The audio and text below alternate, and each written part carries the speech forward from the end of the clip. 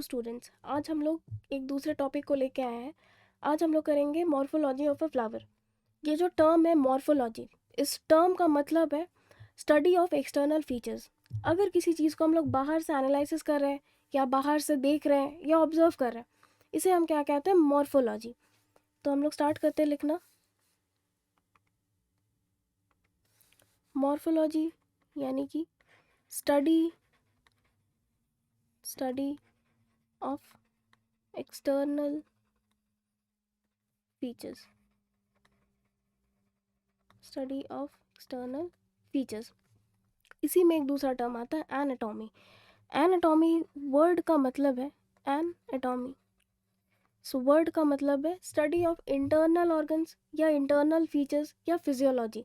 अगर किसी चीज़ को हम लोग अंदर से देख रहे हैं, किसी इंटरनल ऑर्गन के बारे में स्टडी कर रहे हैं, तो इन्हें हम क्या कहते हैं? एनाटॉमी। तो ये हो जाएगा स्टडी ऑफ इंटरनल ऑर्गन्स या फिर फीचर्स या फिजियोलॉजिकल प्रोसेसेस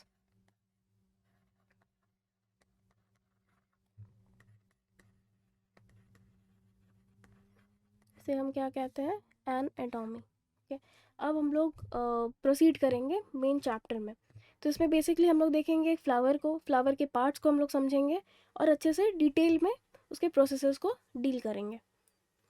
तो ये है एक बाइसेक्सुअल फ्लावर। एक टर्म है बाइसेक्सुअल एंड एक दूसरा टर्म है यूनिसेक्सुअल।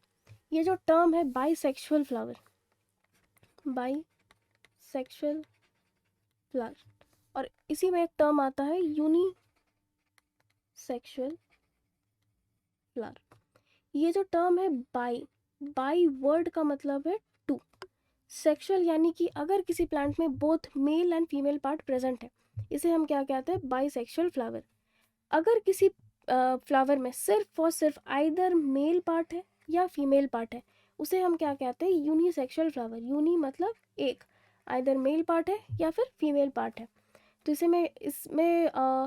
इसका प्रोमिनेंट एग्जाम्पल, बाइसेक्सुअल प्लांट का सबसे प्रोमिनेंट एग्जाम्पल क्या है? चाइना रोज।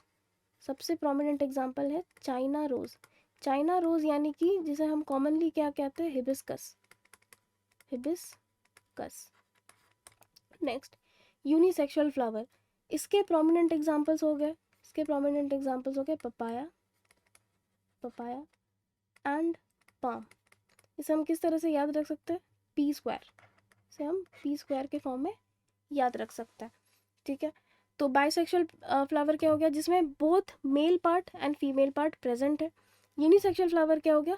आइदर हो सकता है कि मेल पार्ट हो उसमें या फिर फीमेल पार्ट प्रेजेंट है। इसे हम क्या कहते हैं? Unisexual flower. नेक्स्ट, अब हम लोग ध्यान से इसके स्ट्रक्चर को एनालिसिस करेंगे। कोई भी फ्लावर, किसी भी फ्लावर को हम लोग बेसिकली दो पार्ट में डिवाइड करते हैं। पहला है वेजिटेटिव पार्ट, दूसरा है रिप्रोडक्टिव पार्ट। तो इसे हम लिखते हैं, कोई भी फ्लावर दो पार्ट्स में बेसिकली डिवाइडेड है। एक हो गया वेजिटेटिव पार्ट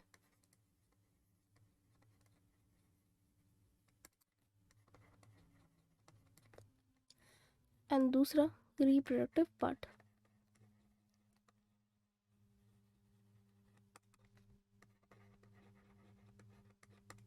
नाउ अब हम लोग डायग्राम से देख के इसको अच्छे से ऑब्जर्व करेंगे।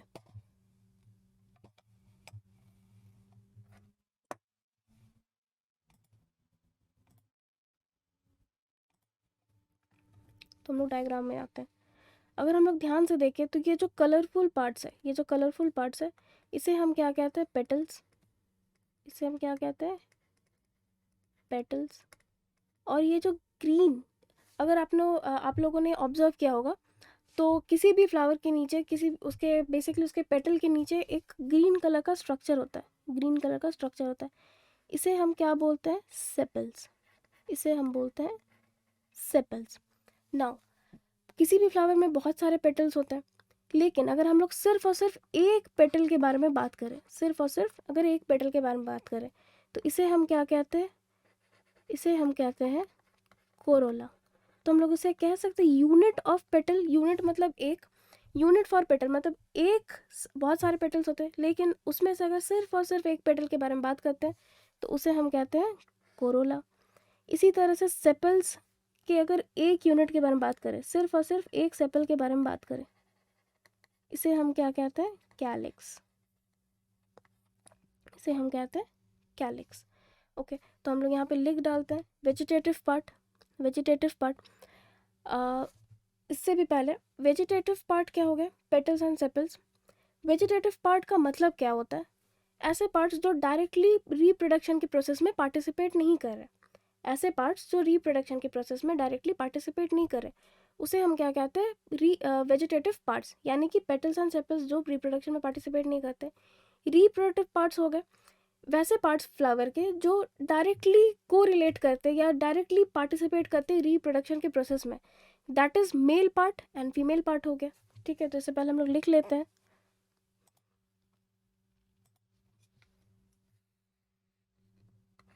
ये हो गया पेटल्स एंड दूसरा सेपल्स। इसी में यूनिट फॉर पेटल को हम लोग क्या कहते हैं? Corolla. And unit for sepal को हम लोग क्या कहते हैं? कैलिक्स। ओके, नेक्स्ट हम लोग आते हैं रिप्रोडक्टिव पार्ट में। तो अगर हम लोग ध्यान से देखें किसी डायग्राम को,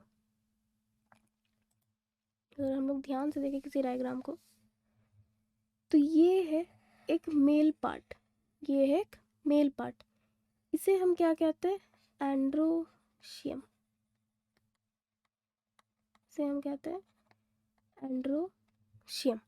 ये क्या हो गया? ये एक मेल पार्ट है। ओके, जैसे कि हम लोग देख रहे थे पेटल्स के केस में बहुत सारे पेटल्स है, उसमें अगर सिर्फ और सिर्फ एक पेटल के बारे में बात करें तो उसे हम क्या कह रहे थे? कोरोला। इसी तरह से बहुत सारे एंड्रोशियम है, उसमें से अगर हम लोग सिर्फ और सिर्फ एक एंड्रोशियम के बारे में बात करें तो इसे हम क्या कहते हैं? स्टेमन। तो हम लोग कह सकते हैं यूनिट फॉर एंड्रोशियम इज स्टेमन। इसी तरह से अगर हम लोग फीमेल पार्ट का बात करें, ये हो गया एक फीमेल पार्ट है। इसे हम क्या कहते हैं? गाइनोशियम। गाइनो टर्म का मतलब है, आप बहुत कोई ने सुना होगा ये चीज़, गाइनोकोलॉजिस्ट होती क्या है? गाइनो जो टर्म है, गाइनोकोलॉजिस्ट होती कौन है? ऐसी डॉक्टर्स जो फीमेल या फीमेल रिलेटेड डिजीज के साथ डील करती है।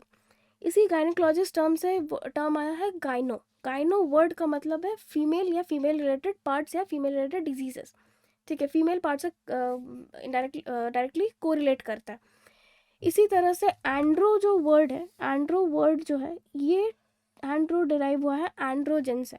एंड्रोजन एक हार्मोन है जो मेल के बॉडीज में पाया जाता है। एंड्रो वर्ड का मतलब है मेल रिलेटेड पार्ट या मेल पार्ट। गाइनोशियम क्या हो गया? गाइनोशियम हो गया फीमेल पार्ट।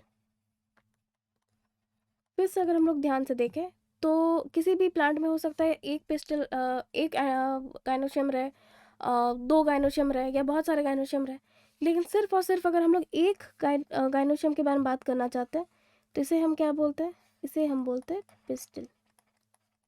पिस्टल या फिर कार्पेल। मतलब unit for gynoecium is pistol या फिर कार्पेल। तो इसे हम यहाँ पे लिख लेते हैं। रिप्रोडक्टिव पार्ट में क्या क्या आ गए? एंड्रोशियम और दूसरे आ गए gynoecium. Unit for androecium is स्टेमन and unit for gynoecium is pistol फिर कार्पेल। ओके, अब हम लोग नेक्स्ट स्लाइड में पर्टिकुलरली स्टेमन और पिस्टल के बारे में अच्छे से पढ़ेंगे, इन डिटेल पढ़ेंगे। तो अगर हम लोग ध्यान से देखें पिछले स्लाइड में अगर हम ध्यान से देखें तो ये एक मेल पार्ट था, जिसका अगर हम लोग स्ट्रक्चर को ध्यान से देखें तो कुछ इस तरह का है। एक लंबा सा प्रोसेस है और एक स्पेरिकल स्ट्रक्चर है जो अटैच है इस लंबे से प्रोसेस के थ्रू। इस लंबे से प्रोसेस को हम लोग बोलते हैं फिलामेंट, इसे हम लोग बोलते हैं फिलामेंट। और इसके एंड में जो स्पेरिकल स्ट्रक्चर है इसे हम कहते हैं एंथर, इसे हम कहते हैं एंथर। एंथर इनफैक्ट बाइलोब्ड होता है। बाइलोब्ड का मतलब, बाइलोब्ड, लोब का मतलब हुआ चेम्बर, मतलब किसी क्लोज स्पेस को या किसी क्लोज स्पेस को हम लोग क्या बोलते हैं, चेम्बर। बाई वर्ड का मतलब है दो, यानी कि दो चेम्बर। अगर हम लोग ध्यान से देखें तो एंथर के अंदर कुछ इस तरह से इसका स्ट्रक्चर होता है। बाइलोड मतलब ये एक चेम्बर हो गया, ये दूसरा चेम्बर हो गया। फिलामेंट और एंथर मिला के क्या बनाता है, स्टेमन को कंस्टिट्यूट करते हैं, स्टेमन। नेक्स्ट हम लोग आएंगे फीमेल पार्ट में, यानी कि पिस्टल में। अब हम लोग पिस्टल को ध्यान से देखेंगे तो पिस्टल का स्ट्रक्चर कुछ इस तरह का होता है।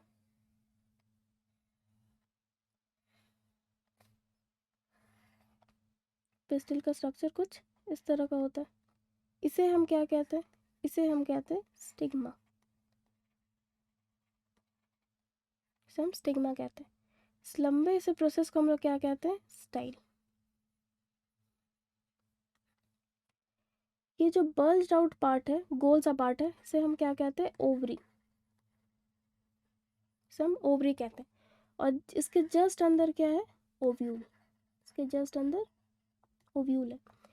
तो stigma, style, ovary and ovule, ये चारों मिला के कंस्टिट्यूट करते हैं पिस्टल या फिर कार्पल को, जो कि एक फीमेल पार्ट है, जो कि एक फीमेल पार्ट है। नेक्स्ट, अब हम लोग ध्यान देंगे दो प्रोसेसेस को।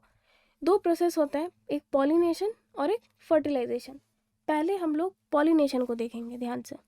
और पॉलिनेशन एंड फर्टिलाइजेशन काफ़ी बार बहुत लोग दो इस चीज़ को एक मतलब सेम चीज़ समझ लेते हैं, बट ऐसा बिल्कुल भी नहीं है। पॉलिनेशन और फर्टिलाइजेशन बिल्कुल दो डिफरेंट प्रोसेसेस हैं। ठीक है, तो पॉलिनेशन को हम लोग देखेंगे। इस आंतर के अंदर छोटे छोटे स्पेरिकल शेप के एक स्ट्रक्चर प्रेजेंट रहते हैं, इन्हें हम कहते हैं पॉलन ग्रेन्स, पॉलन ग्रेन्स। कभी आपने ऑब्जर्व किया होगा तो किसी प्लांट में एक येलोइश पाउडरी जैसा कुछ सब्सटेंस निकलता है, इसे ही हम क्या कहते हैं, पॉलन ग्रेन्स। पॉलन ग्रेन्स कहाँ प्रेजेंट रहता है, एंथर के अंदर। प्रोड्यूस कहाँ होता है, एंथर के अंदर। पॉलन ग्रेन्स कहाँ प्रोड्यूस होते हैं, तो एंथर के अंदर। पॉलन, पॉलिनेशन प्राइमरीली है क्या, transfer of pollen grains from anther to the stigma. अगर किसी पॉलन ग्रेन को ट्रांसफर किया जा रहा है, कहाँ से कहाँ प्रोड्यूस हो रहा है, एंथर में, एंथर से स्टिग्मा तक, इसी प्रोसेस को हम लोग क्या बोलते हैं, pollination. Transfer of pollen grains, यानी कि पॉलन ग्रेन्स को अगर हम लोग ट्रांसफर करके स्टिग्मा तक ले आए, इसी प्रोसेस को हम लोग क्या बोलेंगे, पॉलिनेशन, पॉलिनेशन। हम लोग इसका डेफिनेशन अगर का फॉर्मेशन करना चाहें तो क्या हो जाएगा, ये ट्रांसफर ऑफ, ट्रांसफर ऑफ किसका ट्रांसफर, तो पॉलन ग्रेन का, पॉलन ग्रेन्स फ्रॉम, कहाँ से हम लोग करना चाह रहे हैं, तो ये एंथर से, फ्रॉम एंथर टू द, कहाँ तक करना चाह रहे ट्रांसफर, तो स्टिग्मा तक करना चाह रहे, to the stigma is called as pollination,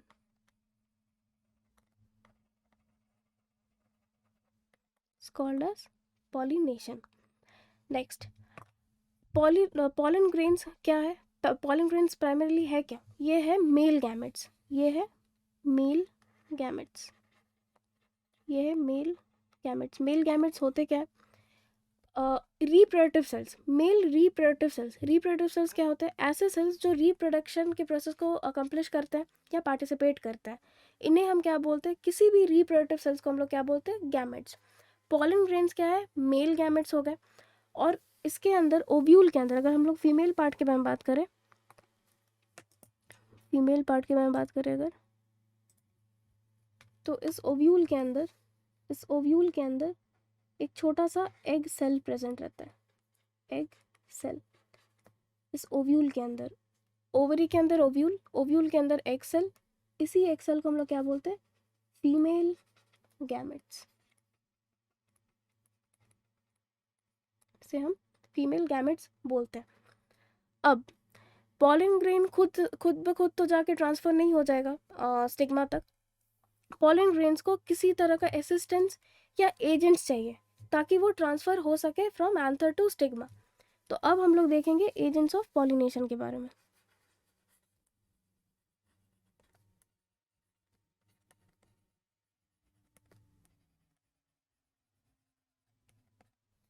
अब हम लोग देखेंगे एजेंट्स ऑफ पॉलिनेशन के बारे में। तो इसमें सबसे ज़्यादा पार्टिसिपेट कौन करता है पॉलिनेशन में, तो इंसेक्ट्स। इंसेक्ट सबसे ज़्यादा असिस्टेंस प्रोवाइड करते हैं। वो क्या करते हैं, पॉलन ग्रेन्स को सबसे ज़्यादा कैरी करके स्टिग्मा तक पहुंचाते हैं। अगर इंसेक्ट्स में भी particularly bee, honey bee and flies सबसे ज़्यादा पॉलिनेशन के प्रोसेस में कंट्रीब्यूट करता है। दूसरा विंड, अगर विंड कभी ब्लो करके ले जा रहा है पॉलन ग्रेन्स को स्टिग्मा तक पहुंचाने के लिए असिस्टेंस दे रहा है, तो इसे हम इस टर्म को हम लोग क्या कहते हैं, टर्म को हम लोग क्या कहते हैं, एनीमोफिली। मतलब सारे एजेंट्स के लिए एक पर्टिकुलर टर्म है। अगर कोई भी पॉलिनेशन विंड के असिस्टेंस से हो रहा है, मतलब विंड के थ्रू हो रहा है, तो इसे हम क्या कहते हैं, एनीमोफिली।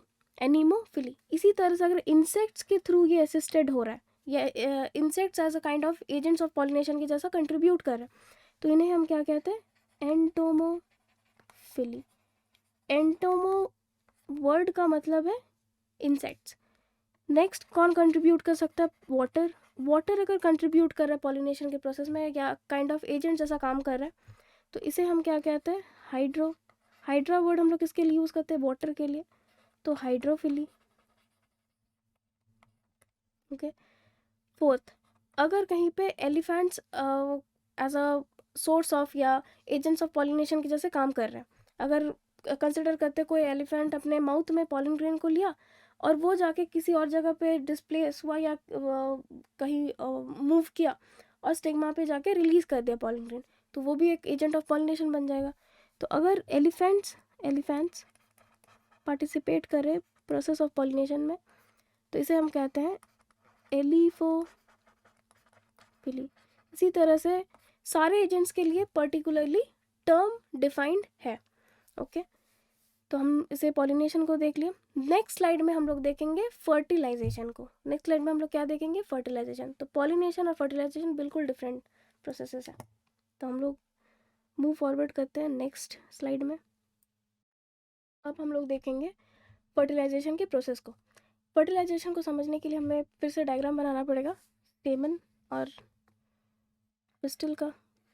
तो ये स्टेमन था, इसके अंदर पॉलन ग्रेन्स थे, ये फिलामेंट था, क्विकली रिवाइज कर लेते हैं, ये एंथर था और ये दोनों मिला के एक स्टेमन को कॉन्स्टिट्यूट कर रहा था। हम अच्छे से बनाते, क्योंकि पिस्टल के अंदर ही फर्टिलाइजेशन होता है।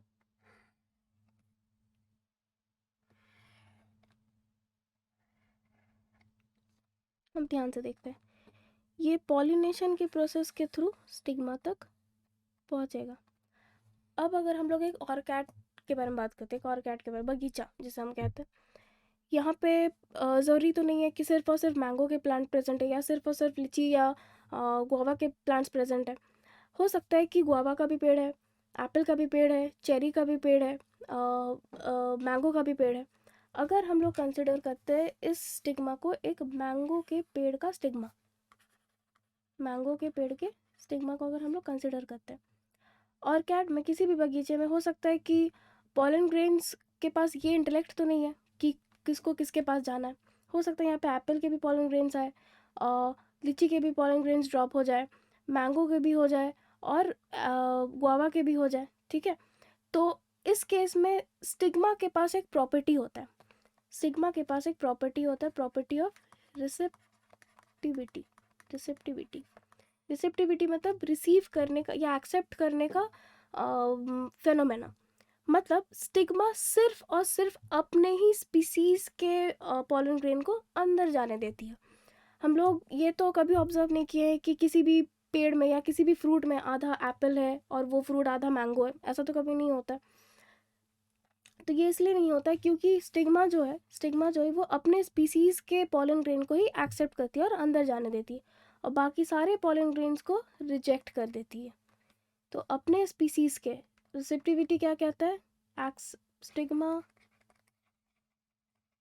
एक्सेप्ट्स pollen grain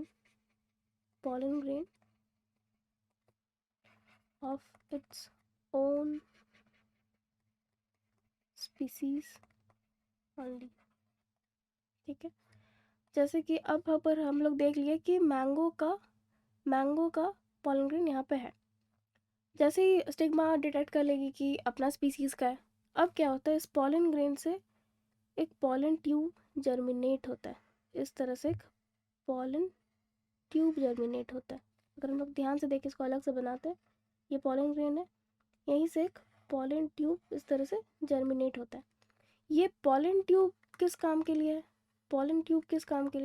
तो pollen ट्यूब एक पैसेज या एक पाथवे प्रोवाइड करता है ताकि pollen ग्रेन्स ट्रैवल होके ओव्यूल के अंदर एग सेल तक पहुँचे।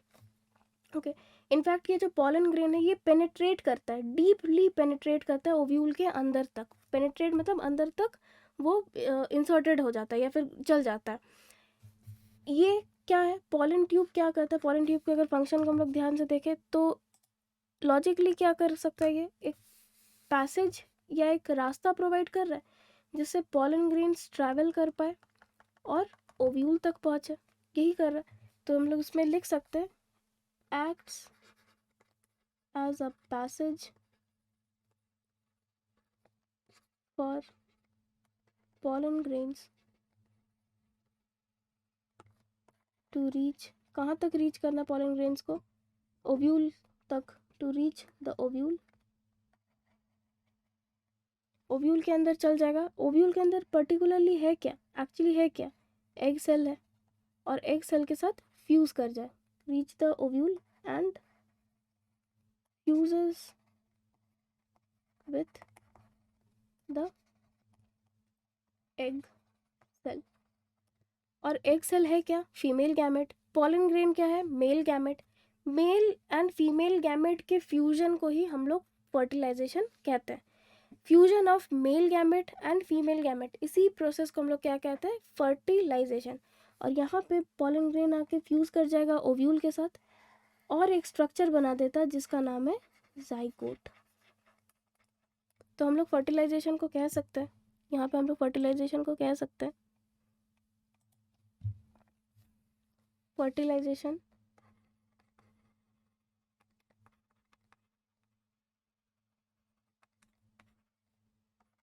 fertilization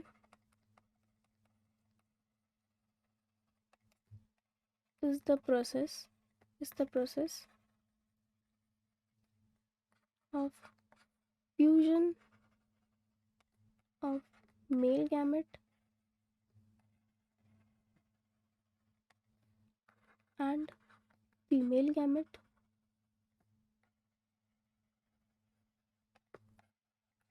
to form a structure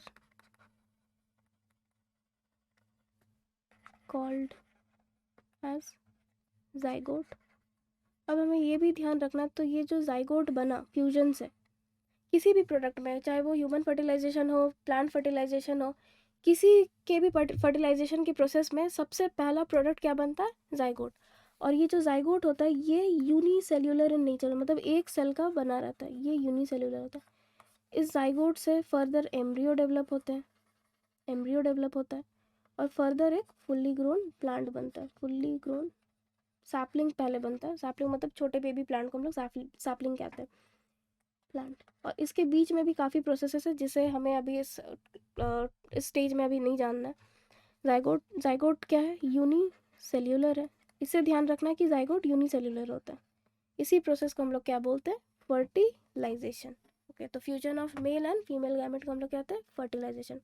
आज हम लोग यहीं तक रखते हैं और हम लोग आगे end of the lecture next lecture में हम लोग जानेंगे और भी चेंजेस फर्टिलाइजेशन के बाद और क्या होता है फर्दर, प्लांट किस तरह से डेवलप करता है, किस तरह से फ्रूट बनते हैं, इस प्रोसेस को हम लोग कैरी आउट करेंगे। आज के लिए इतना ही। अगर आपको ये वीडियो पसंद आए तो do like, share and subscribe and stay tune with Midha Guru. Thank you.